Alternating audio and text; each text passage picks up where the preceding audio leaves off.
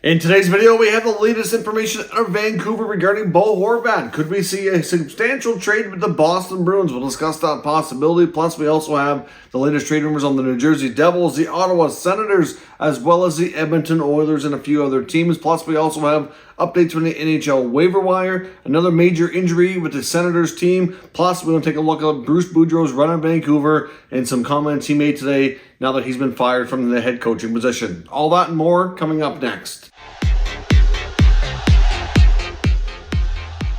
So welcome back to another video here at Top Shelf Hockey. As I mentioned, we have a variety of NHL news and some trade talk to take a look at here today. First up, we have news from the NHL waiver wire, nothing too substantial. We had two players on waivers yesterday, including Toronto Maple Leafs forward Dryden Hunt and Avalanche forward Anton Bleed. Neither player was picked up. They've both cleared waivers and can be reassigned to their American Hockey League affiliates. So I expect those teams to be doing just that. And that's all we have for NHL waivers news here for today.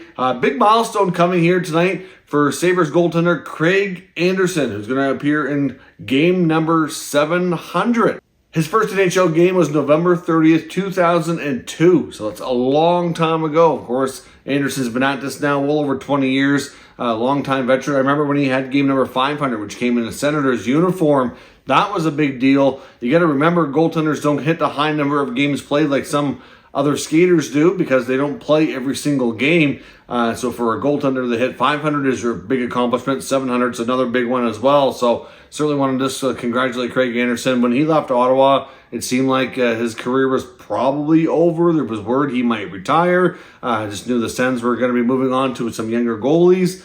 He ended up still preserving his career, still a few years later, kicking around, playing an important role for the Buffalo Sabres. So good on him, playing into his 40s now. I'm not sure when the time will come for him to call it a career, but certainly had a heck of a career for a guy who bounced around waivers and had a lot of uncertainty facing him early on in his career. A lot of injury updates and roster moves from around the NHL. Ottawa Senators announced today that Josh Norris is going to require shoulder surgery after all, and his season is over. Of course, Norris missed 35 games with a shoulder injury, went through extensive rehab, came back, played a couple of games, and it was already giving him issues, and surgery is now required. Now, I know a lot of people today on Sens Twitter especially are talking about how maybe this was mishandled by the Senators. We've seen shoulder injuries with other players result in the same thing. Look at Shane Pinto last year, ended up with an injury, come back, ended up having surgery. Colin White the year before that, same idea. But you got to remember here, this is not just a case of Senators team doctors completely botching this. This is not, I don't think it's fair to say at all. Josh Norris reportedly sought out and talked to 5 different doctors. I'm not sure what they all told him. It's believed the 5th doctor might be the one that told him he didn't need surgery or recommended. Maybe he kept looking for that option. Clearly, he didn't want to have surgery. You have to put a little bit of onus on the player as well. I just hope between the player and the team they didn't rush things to come back. I can't say with certainty they did or they did not.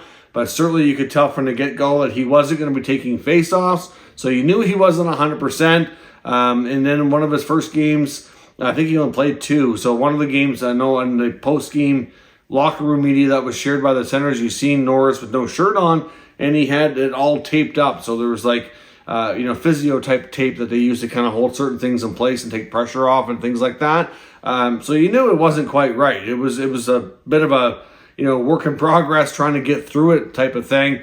So I just feel bad. Norris has had shoulder surgery before. This is going to be his second one now. So certainly it's just, you hate to see young players go through that because you wonder the impact and long-lasting effects for the rest of his career. Top centerman for the Sens, has a big contract, so you hate to see that type of stuff, but it is what it is right now. Ridley Gregg has been recalled from the minors, a former first-round pick from a couple of years back. Has appeared, I believe, in 25 or 28 games for the American Hockey League Belleville Senators. He's a player that will make his NHL debut in their next game.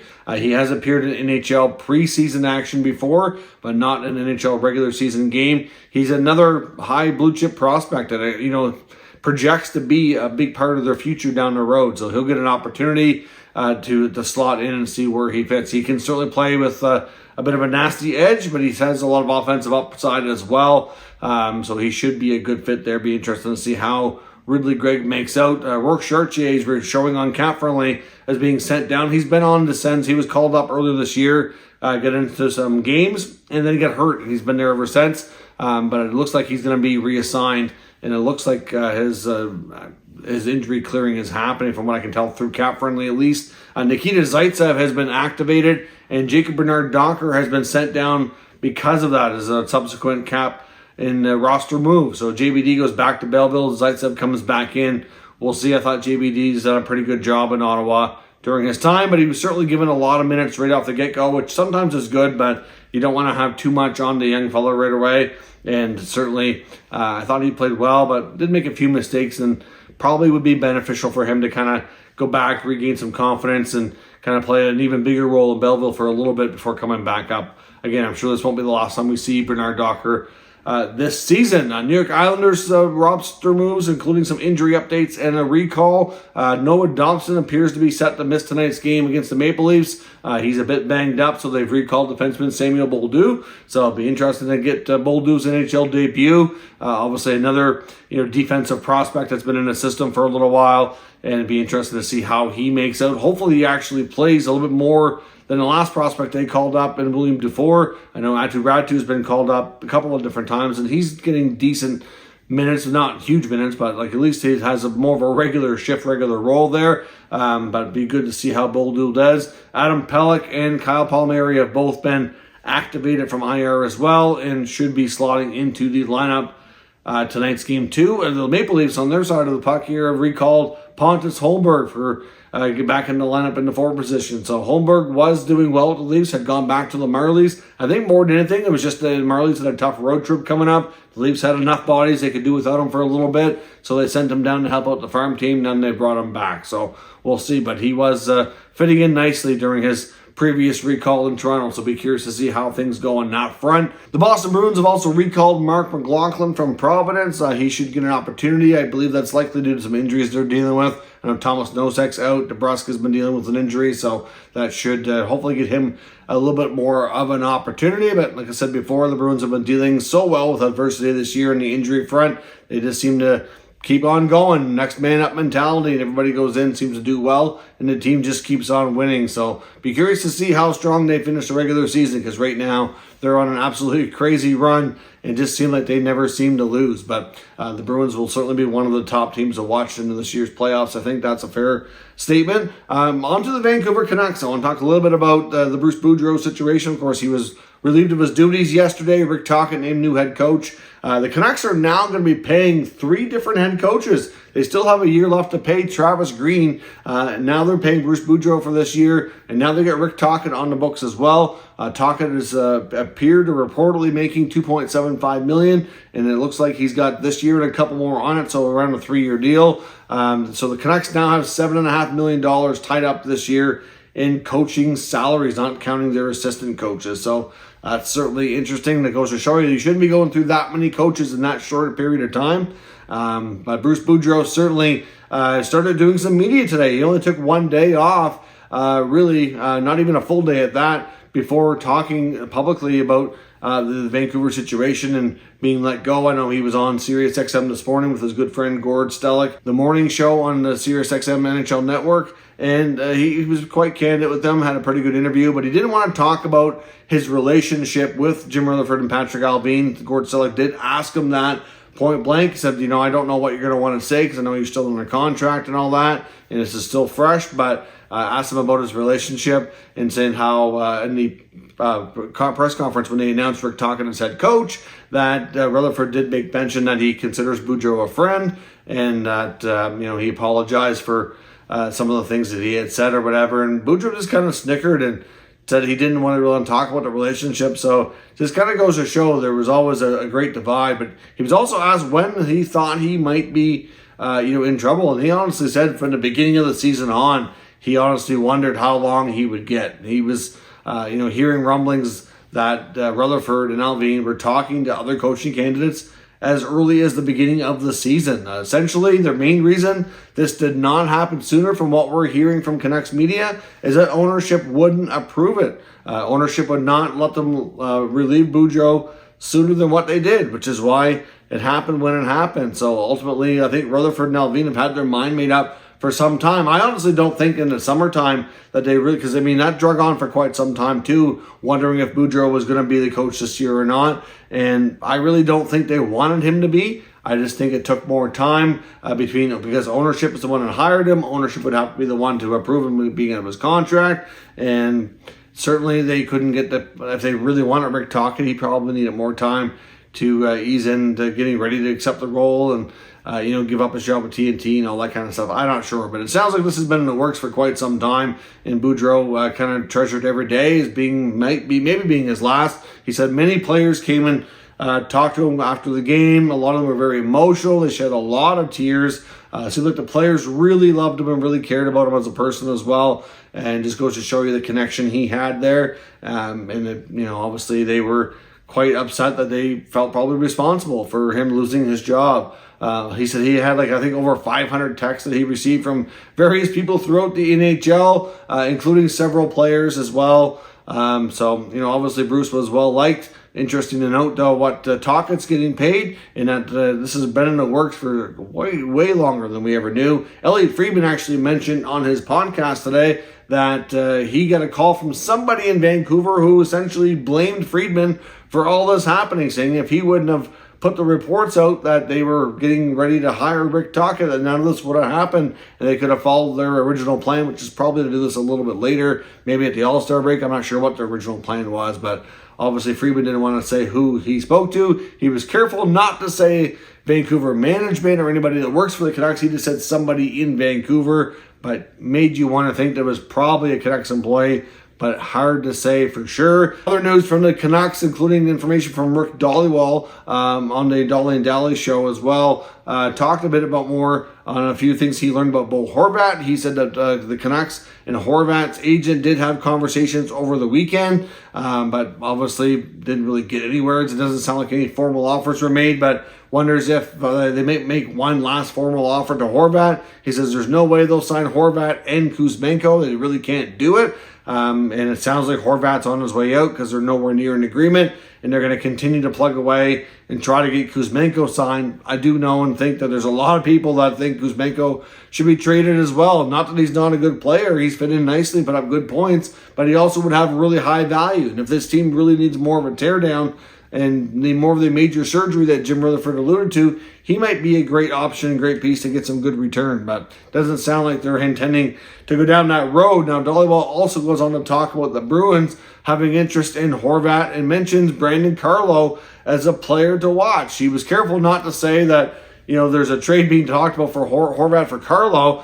When his partner Don Taylor brought it up, he said, careful, don't get me in trouble here. I'm not saying for sure that Carlo's coming to Vancouver for Horvat, but he says if Boston's calling about Horvat, you have to think that that's the main player that they would want to talk to in return. A nice, fairly young, good-sized right-shot defenseman that would be a huge help to their blue line. And it does make sense from Vancouver's perspective that might be something that they would want to do, and that would be one of the top players of the Bruins they would look for. You have to think they're going to ask about top young prospect Fabian Lysell, maybe a first-round pick. There could be multiple assets coming back. And the Bruins really have a pretty good cap structure with some of their veteran guys not making a ton of money and having various bonuses built into their contract. So if this is going to be a go-for-it kind of last dance type of year for the Boston Bruins and their veteran players, adding Bo Horvat would be a tremendous help to take this team to the, if they can find another level. They're already a phenomenal team with barely losing any games. So can you imagine the Bruins team, as scary as they are this year, adding another weapon like Horvat to the mix? Absolutely insane. I mean, there's also reports that the Bruins are getting closer to signing David Pastrnak. Elliotte Friedman reported that they seem to be having dialogue between Pasternak's agent and the Bruins pretty much daily now. And you can't say a deal is imminent, but it sounds like they're inching closer and closer and closer to getting a big extension done to keep Pastrnak in the Bruins organization for a long, long time, and probably a very, very high rate of pay, I would suspect, based on the ridiculous numbers that he's put up in goal scoring over the last several years, especially this season as well. So be interesting to see if we do see a Canucks Bruins trade. What are your thoughts on the potential here of Horvat for Carlo, with maybe a few other assets in there as well? Let me know, and we'll talk about it further in the comments. Elliotte Friedman also goes on today in his recent podcast to talk about the New York Islanders, who are, of course, in town to play the Maple Leafs tonight on a Canadian swing. Friedman goes on to talk about the fact, which is no secret, that Lou Lamoriello likes to keep everything very secretive in the organization. So the intel he has, it's hard to say exactly how accurate and really for sure what they're looking to do. But based on what he's seeing and observing on his own and being told, it sounds like the Islanders definitely want to add another scoring forward, which really isn't a shock. He says they don't have enough natural goal-scoring finishing ability, which is more than fair to say. We've been saying that on this channel and other places for well over a year, that they really could use another top goal-scoring winger. They need somebody who can finish and play with Barzal, ideally, but a lot of their other veterans are not necessarily at a point in their career where you have to be concerned about them slowing down and just not producing at the rate they were too. So I'm not sure that they're really one piece away from getting back to a deep playoff run like they were a couple of years ago. But at the same time, Tarasenko, I have no doubt would be a good fit there. I just don't know, and I'm not 100% convinced that where they are in the standings, without them going on a decent run here in the next 3 or 4 weeks, that we really see Lou Lamoriello make a splash to add a big-time goal scorer. I'm not sure he's convinced the team is going to get into the playoffs, and it would be a shame to waste assets and not get in. Not to say that they couldn't. I think they're well-positioned to do so, but they certainly need to make sure they're winning more than they're losing and stay in the mix, or they could easily end up pushed down the standings here in due time. Because they play the Leafs tonight. They're in Ottawa to play them on, I believe, Wednesday night on their Canadian tour. So it's certainly an important road trip in the team's push to get into a playoff spot and hopefully hold it down. So we'll have to see what the Islanders do. But again, as Freeman mentioned, they're always a tough nut to crack, and wondering for sure what Lou is up to. But he's going to do something here soon. The fans are growing very impatient with him not doing anything where the direction the team is at, and they'd like to see something done, including a potential replacement in the GM office. Now, Elliotte Friedman's also reporting today that the Oilers, who have been long rumored to be interested in Ducks defenseman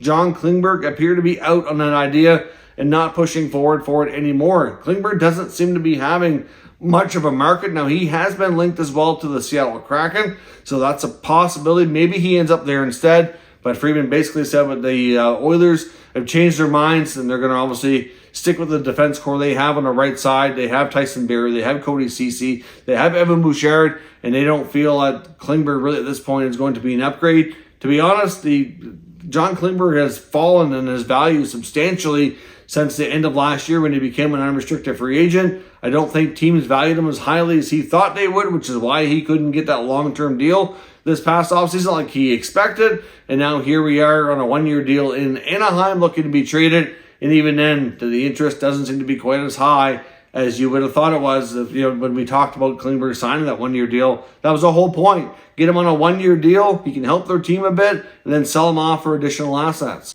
Elliotte Friedman's also reporting today that Timo Meier makes a lot more sense for New Jersey than Bo Horvat. We've talked about Horvat in a connection to the Devils, but it sounds like the Sharks, winger who's likely getting dealt, is more likely to go to New Jersey than Horvat. Of course, again, this is all speculation. Hard to say what the Devils do, but Friedman did say after talking to various different executives within the Eastern Conference that many of them expect the Devils to make a big significant move, to make a big push for this year's playoffs. So Timo Meier could very well be that guy. He's been linked to New Jersey before, but for all Friedman's saying today is that they're way more likely to push for Meier than they are for Horvat. I mean, like I always said before, Horvat doesn't make quite as much sense for the Devils. You can make that same argument, though, about Boston. Obviously, they have Krejci, they have Bergeron, they have, Charlie Coyle. Do they really need Horvat? But, some of these guys can go to the wing as well. And the Bruins, to me, make more sense because they're certainly one of the top teams in position